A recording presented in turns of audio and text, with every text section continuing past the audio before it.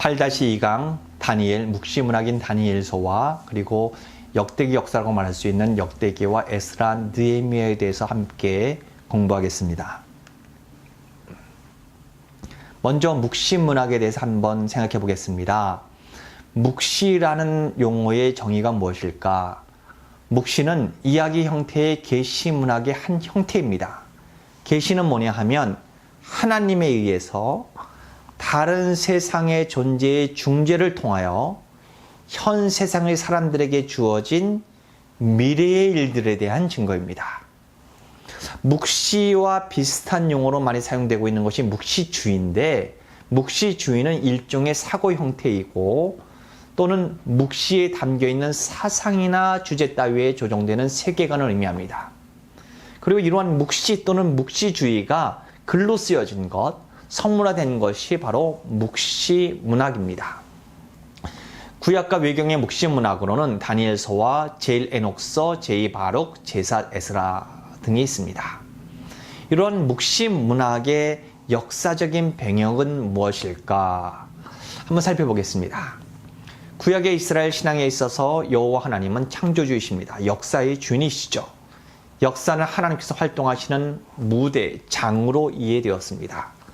그런데 주전 586년 바벨론에 의해서 유다가 멸망당하고 바벨론 포로라는 역사적 비극을 경험하면서 그들은 한시적으로는 하나님께서 우리를 한시적으로 심판하시는 것이구나 라고 이해했습니다. 그런데 바벨론 포로 이후에도 유다의 백성들은 페르시아 시대 그리고 히랍 시대를 거치면서 이스라엘의 실제적인 회복을 경험하지 못합니다.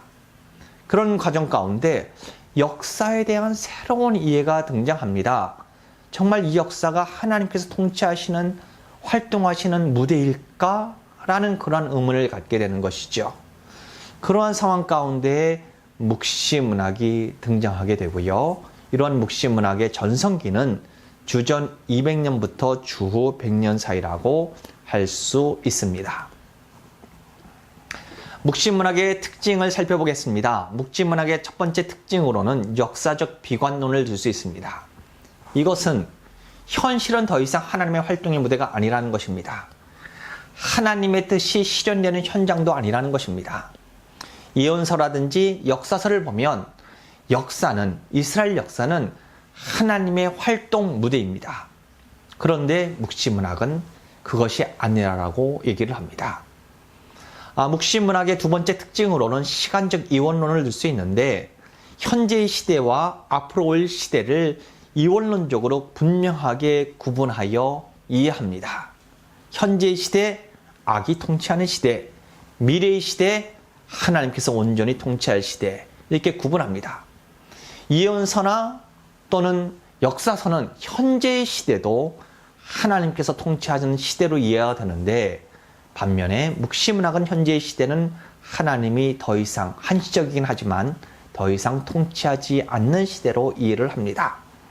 세 번째 특징으로는 역사적 결정론을 들 수 있습니다. 역사는 이미 정해졌다는 것이죠. 변하지 않습니다. 픽스됐습니다.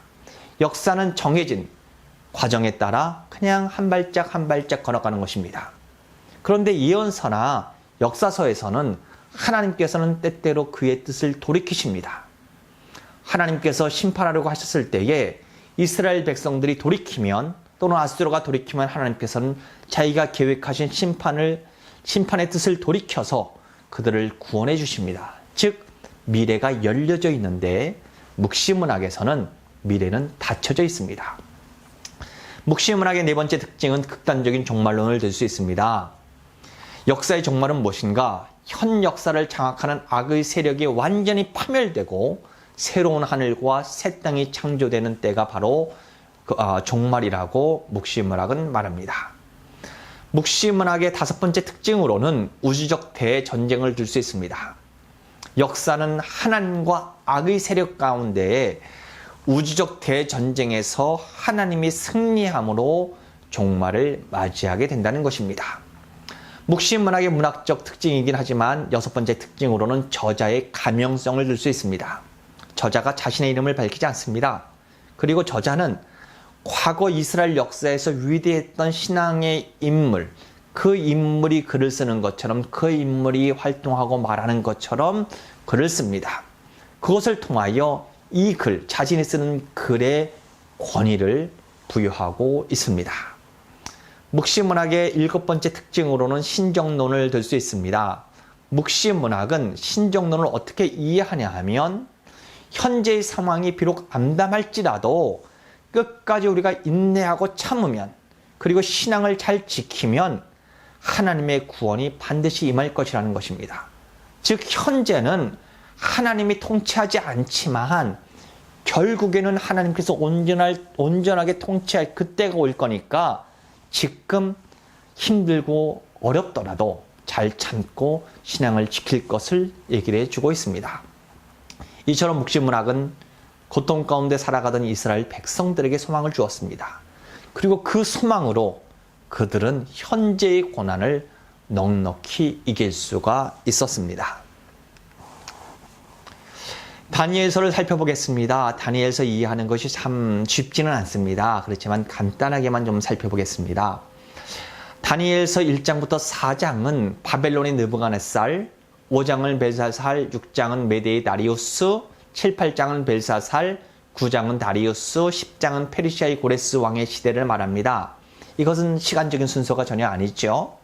그렇기 때문에 다니엘서는 시간적인 순서에 의해서 배열된 것이 아니다라고 우리는 이해할 수 있습니다. 문학적으로 보면 다니엘서 1장부터 6장은 3인칭 이야기입니다. 다니엘이 3인칭, 다니엘이 어떻게 했다라는 식으로 얘기를 해주고 있는데 7장부터 12장은 1인칭 계시 형태로 쓰여졌습니다. 즉 다니엘이 자기 자신을 1인칭, 나로 얘기하면서 내가 본 것에 대하여 표현하고 있습니다. 언어적으로 보면 다니엘서 1장 1절부터 2장 4절 전반절까지와 8장 12장 8절부터 12장까지는 히브리어로 쓰여졌는데 그 중앙의 2장 4절 후반절부터 7장까지는 아람어로 쓰여졌습니다. 이것을 통해 볼 때 다니엘서가 전승되는 과정이 좀 복잡했구나라는 것을 우리는 이해할 수 있습니다. 다니엘서가 일반적으로 묵시문학에 속한 것으로 우리가 이해할 수 있는데 이런 묵시문학은 주전 2세기, 3세기부터 등장하기 시작했습니다. 그때 유다의 상황을 이해해야지 우리는 묵시문학을 보다 잘 이해할 수 있습니다. 주전 333년에 이수스 전투에서 알렉산더 대왕이 페르시아 제국의 군대를 무찌름으로 이제 페르시아 시대는 끝납니다. 그리고 히랍 시대가 시작되죠. 근데 10년 후에 323년에 알렉산더가 죽습니다. 그리고 그가 정복한 땅이 4명의 장군에 의해서 분할 통치되게 됩니다. 팔레스타인 지역은 이집트를 분할받은 프톨레미 왕조에 의해서 프톨레미 장군이 왕조를 이루어서 프톨레미 왕조에 의해서 지배를 받게 됩니다. 이제 시간이 100여 년 지나서 주전 198년에 셀류커스 왕조, 메소포타미아 지역, 시리아 지역을 통치하는 왕조인데 셀류커스 왕조는 프톨레미 왕가로부터 팔레스타인 지역을 빼앗게 됩니다. 그리고 그 셀류커스 왕조의 안티오고스 4세가 헬라화라는 명분으로 유대의 종교를 탄압하게 됩니다. 유다의 어떤 풍습, 전통을 탄압하게 됩니다.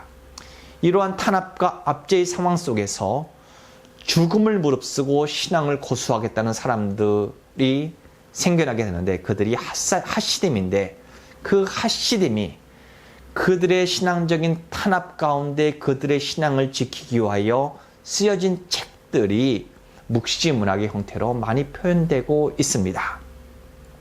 종교적 박해 가운데서 변절하지 말고 신앙을 잘 지켜라. 종말이 좀 가까웠다. 종말이 멀지 않으니까 좀 하나님의 온전한 통치가 가까이 왔으니까 그 날을 기대하면서 현재의 아픔을 잘 견뎌내라라는 희망과 용기를 주었던 책이 묵시문학의 형태로 쓰여졌습니다. 이것으로 8-2 강의를 마무리하겠습니다. 감사합니다.